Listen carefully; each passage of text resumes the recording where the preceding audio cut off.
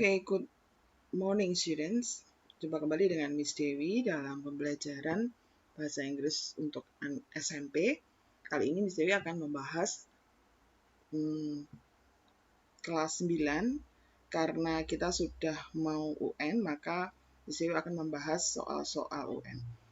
Kali ini Miss Dewi akan mengambil soal dari uji coba ujian nasional. Kebetulan sumber soalnya dari tim MGMP Bahasa Inggris SMP Kabupaten Sragen, dan soal ini sudah dipakai sebagai soal ujung kedua tingkat SMP se-Kabupaten Sragen. Karena ada 50 soal untuk bahasa Inggris, nanti akan saya bagi menjadi 3, nomor 1 sampai dengan nomor 15, kemudian nomor 16 sampai nomor 31, dan kemudian nomor 32 sampai nomor 50 itu di bagian ketiga. Oke, langsung saja kita ke soal yang pertama, soal nomor 1. Dalam soal-soal bahasa Inggris, ujian nasional bahasa Inggris yang untuk tahun 2020 menurut SKL-nya memang ada beberapa soal percakapan. Jadi nanti ada beberapa percakapan dan kita diminta untuk mengisi bagian-bagian yang dihilangkan, jadi blank begitu. Nah, kalau kita ketemu dengan soal seperti ini, maka yang harus kita lihat adalah ungkapan yang ada di sebelumnya dan juga ada di sesudahnya. Misalkan yang soal seperti ini, ada 2 orang yang bercakap, kemudian dia bilang, there are so many plastic bottle waste in our school. Terus dia bilang, do you have any idea to reduce it? Berarti dia menanyakan kira-kira pendapat temannya itu apa untuk mengurangi itu. Terus kemudian dia bilang, that's a good idea. Berarti temannya mengungkapkan pendapat dan kemudian dia memberi pendapat bahwa idenya itu bagus. Nah, kita menduga bahwa Umar ini menyampaikan pendapat, maka jawaban yang tepat untuk blank yang ada di nomor 1 itu adalah how if we bring our tumblers to school. Jadi bagaimana jika kita membawa gelas sendiri ke sekolah gitu ya.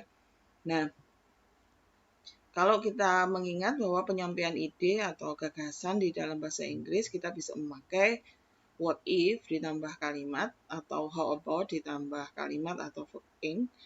Kemudian lebih cocok pakai verb ing ya.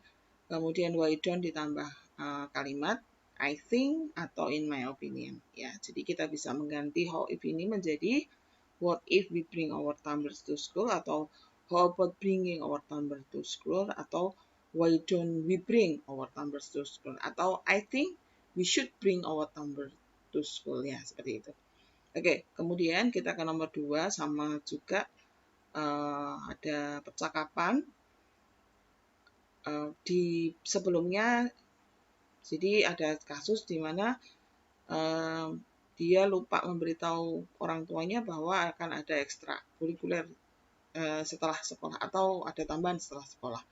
Kemudian ada bla bla bla, kemudian the teacher said absolutely not ya. Berarti tentu saja tidak gitu ya. Jadi kalau kita menduga bahwa isi dari ini adalah dia mengatakan kepada gurunya apakah dia tidak keberatan kalau bla bla bla gitu ya. Nah, jawaban yang paling tepat ya, yang paling cocok untuk jawaban absolutely not itu adalah would you mind atau do you mind. Jadi keberatankah Anda jika saya bla bla bla begitu ya. Nah, kelihatannya jawabannya kasusnya adalah keberatankah Anda jika saya meminjam telepon Anda gitu. Terus kemudian gurunya menjawab, oh tentu saja tidak ya, ini saya pinjamkan begitu. Oke, kita bisa mengganti kata would you mind itu menjadi do you mind ya. Oke, terus kemudian nomor 3. Nomor 3 itu ada percakapan juga. I think body shaming can make students worried ya. Jadi dia menyampaikan satu pendapat pakai I think. Terus kemudian Gisa lawan bicaranya bilang bla bla bla, itu membuat mereka sedih. Jadi pernyataan pertama dan kedua ini saling menyetujui sama gitu ya, satu ide. Maka ungkapan yang tepat untuk mengisi the blanks pada nomor 3 itu adalah I get along with you, artinya saya setuju denganmu, makanya pendapatnya sama. Oke, terus kemudian lanjutnya kita ke nomor 4, masih percakapan lagi. Yang saya soroti adalah ungkapan sesudah dari kata please to meet you, Dita. Please to meet you, ya. Ungkapan yang seperti ini biasanya diucapkan untuk orang yang baru saja bertemu. Nah, kalau kita melihat percakapannya secara utuh, ada yang tanya, oh I see, are you alone here? Gitu ya, apakah kamu sendiri?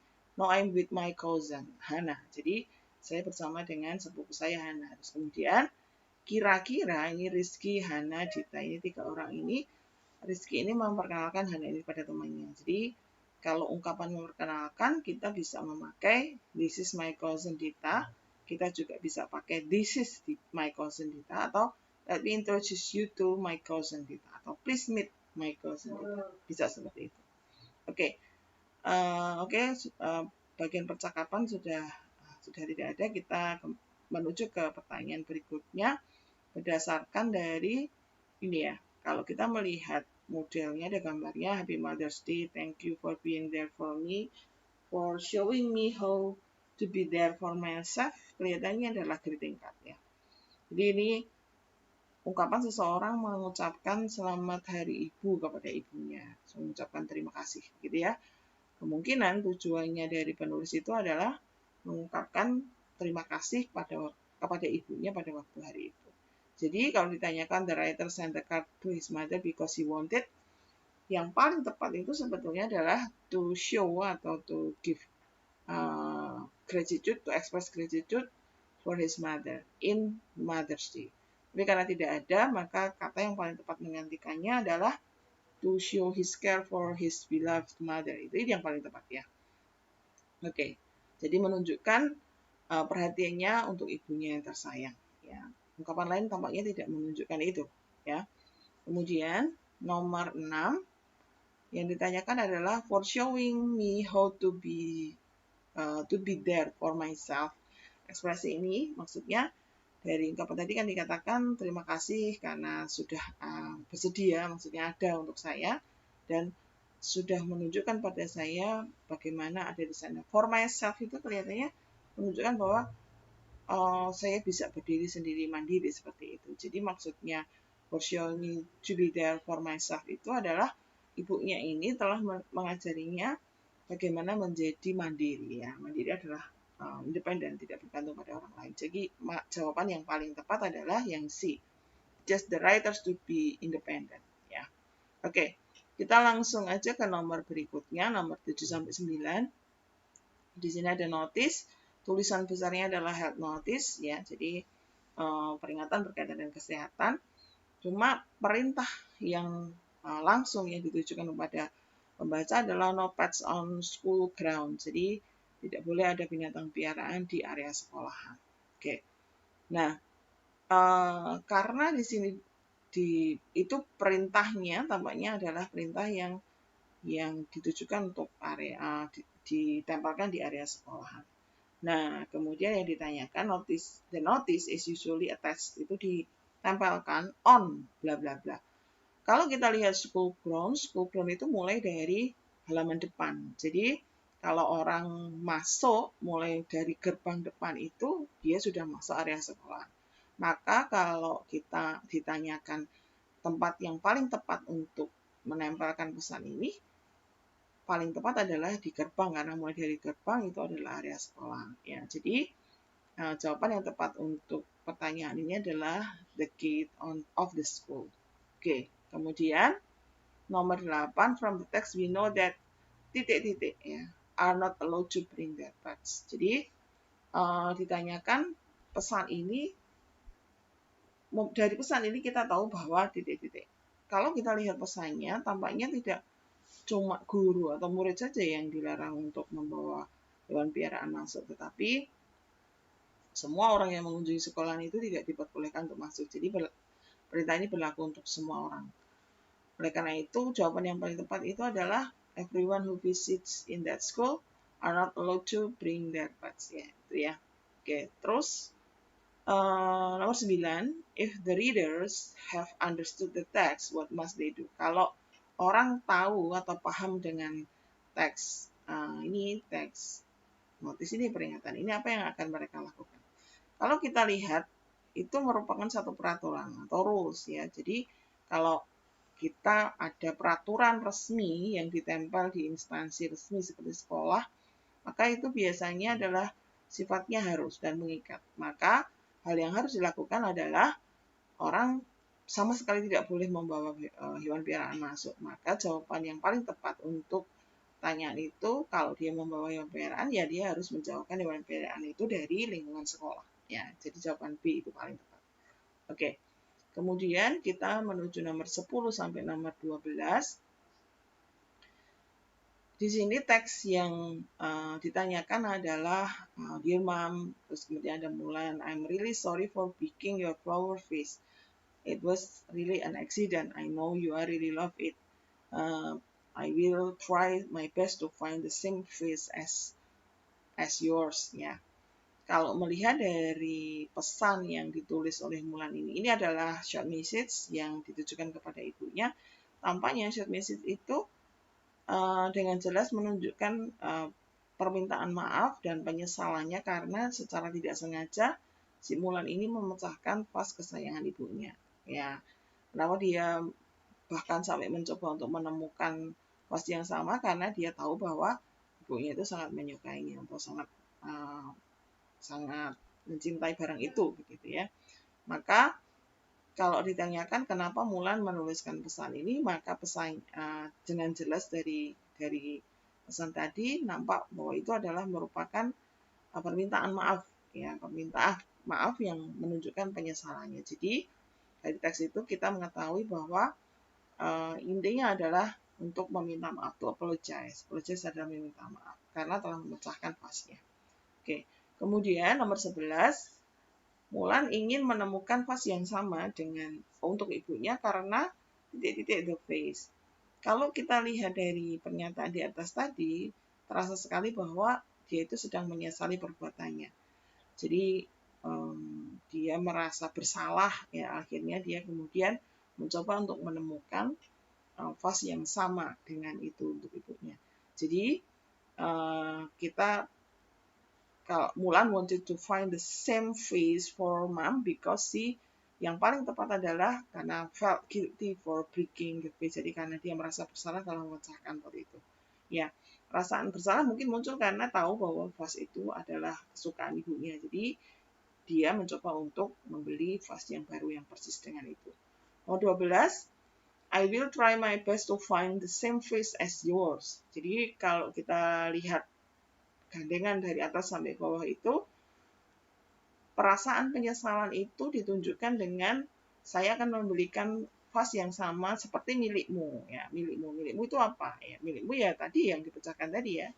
Ya, jadi yours itu menunjuk ke barangnya tadi, dan barang yang dipecahkannya tadi adalah vas. Jadi itu mengacu kepada benda.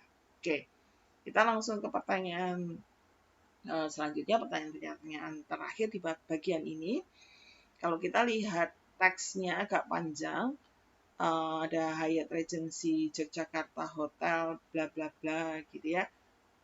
Mirip seperti teks deskriptif, cuman ketika kita melihat to make reservation, please call Hyatt Regency Yogyakarta. Kalau kita melihat teks paling bawah ini nampaknya bukan teks deskriptif, tapi itu adalah iklan. Jadi mungkin iklan yang ditulis dengan bentuk seperti deskriptif supaya orang tahu jadi kelebihan-kelebihan dari Hyatt Regency Yogyakarta itu. Oke, nah kita akan baca ya beberapa bagian.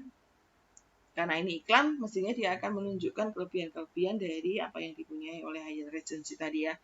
Jadi kita lihat Hyatt Regency Hotel is 5-star hotel in Yogyakarta, hotel bintang 5. Di pusatnya Jawa, ya Yogyakarta sebagai pusatnya budaya di Jawa. Terus kemudian Hyatt Regency Hotel is situated itu terletak in scenic outskirts in northwestern Yogyakarta, ya terletak di barat laut Yogyakarta. Punya halaman yang cukup luas, yang cantik ya, mungkin dibuat seperti sebuah pemandangan yang cantik ya di hotelnya. Jadi dia menekankan bahwa daerah sekitar hotel itu dibuat seperti taman yang asri yang cantik gitu. Kemudian yang paragraf kedua, dia menawarkan bahwa ruangannya itu tenang dan damai atmosfernya, kemudian punya restoran yang menyediakan banyak sekali masakan, banyak jenis masakan Indonesia dan internasional, punya ballroom yang luas, punya meeting room, dan punya galeri seni. Kemudian menjelaskan paragraf 3 mulai menjelaskan tentang isi kamarnya. Jadi ada interior yang elegan, yang luas, punya AC di setiap ruangannya, kemudian ada TV kabel, ada kamar mandi, ada tea coffee maker, ya, mesin pembuat kopi dan teh, dan kemudian ada minibarnya. Terus yang terakhir, dia memberikan tambahannya, kayak seperti fasilitas tambahan, itu para tamu bisa berlatih fitness di fitness center dan menikmati kolam renang yang ada di dalam ruangan ya kolam renang di dalam. Jadi kalau kita melihat ini memang semuanya menceritakan tentang sisi positifnya Hyatt Regency Yogyakarta itu. Nah, kalau kemudian ditanyakan the advertisement above attracts people who like to, kalau kita lihat stay at budget hotel itu berarti tinggal di hotel yang murah. Tampaknya tadi tidak disebutkan tentang harganya, jadi kita tidak bisa mengatakan bahwa kita orang ke situ karena harganya. Terus kemudian kalau extreme sport tadi tidak pernah diceritakan karena cuma bilang ada fitness center di dalam, kemudian ada kolam renang di dalam, itu tidak menunjukkan bahwa ada extreme sport. Yang terakhir, kemudian ada adventures experience juga tidak menunjukkan seperti itu.